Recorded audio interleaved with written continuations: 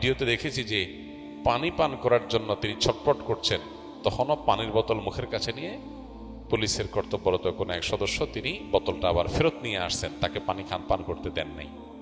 পিপাসায় ছটফট করতে করতে লোকটা মারা গেল। গাজীপুরে একজন ইমামকে শিশু বলাৎকারের অভিযোগে পিটিয়ে মেরে ফেলা হয়েছে। অনেকেই বলেছে আকীদাগত পার্থক্যের কারণে মেরে ফেলা হয়েছে। তার মামলা পুলিশ নিচ্ছে না। এদেশে ইমামদের জীবনের মূল্য কি নেই তাহলে? এই ঘটনা আমারও চোখে পড়েছে এবং খুবই অবাক হয়েছি এবং কষ্ট পেয়েছি একই সঙ্গে। একজন ইমাম, তার আকীদা যাই হোক না কেন, তার চিন্তা যাই হোক না কেন, একজন আলিম, একজন সম্মানিত ইমাম, তার বিরুদ্ধে কোনো অভিযোগ উঠলে তিনি দোষী হলে 100 বার তার বিচার হবে। কিন্তু একটা অভিযোগ তুলে একটা মানুষকে পিটিয়ে মেরে ফেলা, এটা কোনো সভ্য সমাজে গ্রহণযোগ্য হতে পারে না। আমি অবাক হয়েছি যে অতি সম্প্রতি এ ধরনের যে সমস্ত মবের ঘটনা ঘটেছে, আইন হাতে তুলে নেওয়ার ঘটনা ঘটেছে, সেগুলোতে যারা সরব ছিল সে মানুষগুলো এই ঘটনায় পরিপূর্ণ নীরব। তাদের মুখ থেকে কোনো আওয়াজ আমরা শুনতে পাই নাই। কি কারণে? কারণ এখানে নিহত লোকটা একজন ইমাম, সেজন্য নিহত লোকটা একজন আলেম, সেজন্য। এই যদি হয় আমাদের সমাজের অবস্থা, তাহলে এই সমাজের জন্য কোনো কল্যাণ অপেক্ষা করছে না। যারা অন্যান্য মবের বিরুদ্ধে সোচ্চার ছিলেন, এখানে এই মবের সাথে যারা জড়িত তাদের বিরুদ্ধে সবাই সোচ্চার থাকা কর্তব্য। একটা লোক অপরাধী হলে, অপরাধ প্রমাণ হওয়ার আগ পর্যন্ত, অভিযুক্ত হলে অপরাধ প্রমাণ হওয়ার আগ পর্যন্ত তাকে অপরাধী বলা যাবে না। এখানে কি ঘটেছে আমরা কেউ জানি না, কিন্তু আমরা এটুকু জানি লোকটাকে পিটিয়ে মেরে ফেলা হয়েছে। এবং আমরা ভিডিওতে দেখেছি যে পানি পান করার জন্য তিনি ছটফট করছেন, তখনও পানির বোতল মুখের কাছে নিয়ে পুলিশের কর্তব্যরত কোনো এক সদস্য তিনি বোতলটা আবার ফেরত নিয়ে আসছেন, তাকে পানি পান করতে দেন নাই। পিপাসায় ছটফট করতে করতে লোকটা মারা গেল। এটা তো একটা সভ্য সমাজে কোনোভাবে মেনে নেওয়া যায় না। একজন মানুষ তিনি যদি অপরাধীও হন, পানি পান করতে চাইবে, তাকে পানি পান করতে দিবেন না, তাকে মেরে ফেলবেন। এটার সুষ্ঠু তদন্ত এবং বিচার দাবি করছি আমরা। অপরাধীদেরকে খুঁজে বের করে দৃষ্টান্তমূলক শাস্তি হোক। কিন্তু দুঃখজনক বিষয়, এই দেশে দাবি আমরা করে চাই, বাস্তবায়ন আমরা দেখি না। কবে যে এই দেশে আইনের শাসন প্রতিষ্ঠা হবে, কবে যে এই দেশে অপরাধ করলে মানুষ পার পাবে না, সেটা একমাত্র আল্লাহ তাআলা ভালো জানেন। আমরা স্বপ্ন দেখি এক এক সময়, এক একজনকে নিয়ে, এক এক গ্রুপকে নিয়ে, কিন্তু তারা আমাদের সেই স্বপ্নগুলোকে ধুলির সাথে মিশিয়ে দেয়। আল্লাহ তাআলা এই দেশে মানুষের প্রতি রহম করুন, করুণা করুন। আমরা যেন এই দেশে সুশাসন পাই, সেরকম নেতৃত্ব, সেরকম লোক, সেরকম পরিবেশ আল্লাহ তাআলা আমাদেরকে মেহেরবানি করে, দয়া করে, অনুগ্রহ করে, ভিক্ষাস্বরূপ আল্লাহ যেন আমাদেরকে দান করেন। এছাড়া আমাদের কোনো আশা আলো আমরা সচরাচর দেখতে পাই না। আল্লাহর অনুগ্রহ ছাড়া আমার কোনো উপায় নেই।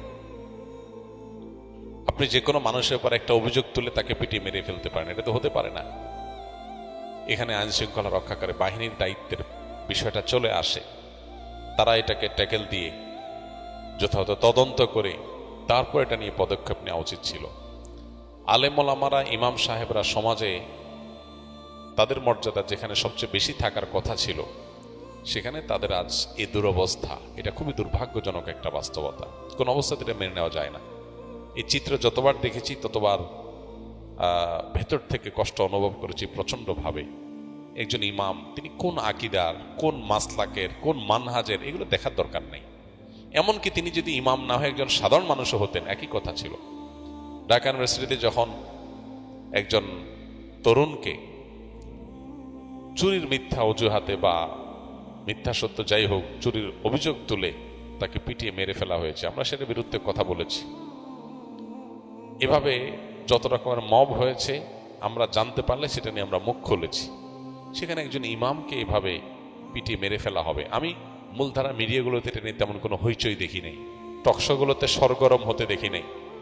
কারণ কি? লোকটা একজন ইমাম।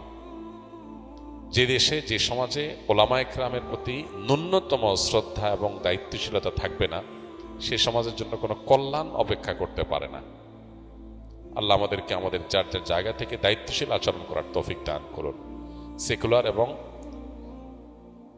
নাস্তিক যারা এদেশের তথাকথিত সুশীল সাজে, এখানে যদি আজকে ইমামের জায়গায় কোনো হিন্দু পণ্ডিত, অন্য ধর্মের কেউ তার ব্যাপারে এরকম কোনো অভিযোগের ভিত্তিতে মানুষ পিটিয়ে তাকে মেরে ফেলতো, তাকে পানি না দিত, তাহলে দেখতেন তাদের মায়া কান্না কত প্রকার কি কি। যেহেতু লোকটা ইমাম, সেজন্য সব চুপ হয়ে গেছে। এই লোকগুলোর ভণ্ডামি এবং এদের মানবিক খেলা, এদের নিজেদের ভালো মানুষের মুখোশ পরা, এ সম্পর্কে আমাদের বারবার করে বিভিন্ন ঘটনাগুলোতে আমাদের চোখ খুলে যায়, কিন্তু এরপর আমরা মানুষ চিনতে পারি না। এদেশের প্রকৃত বন্ধু ওলামা একরাম।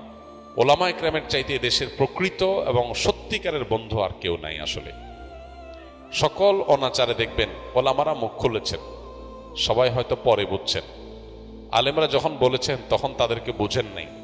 পার্বত্য চট্টগ্রামের স্বাধীনতা বিপন্ন হতে পারে, আলেমরা সবার আগে আশঙ্কা করেছেন এবং সতর্ক করেছেন। খ্রিস্টান মিশনারিগুলো সেখানে নানান ষড়যন্ত্রের বীজ বপন করছে, বহু যুগ আগে থেকে আলেমরা বলে আসছে, আপনারা কানে নেন নাই। কিন্তু যখন বিপদ কাছায় গেছে তখন আপনারা নড়ে চড়ে বসেছেন। ওলামা একরাম বিভিন্ন অপসংস্কৃতির বিরুদ্ধে কথা বলে, তখন আমরা অনেকে শুনি না, কিন্তু যখন সর্বনাশ আমাদের হয়ে যায় তখন আমরা হয়তো নড়ে চড়ে বসি।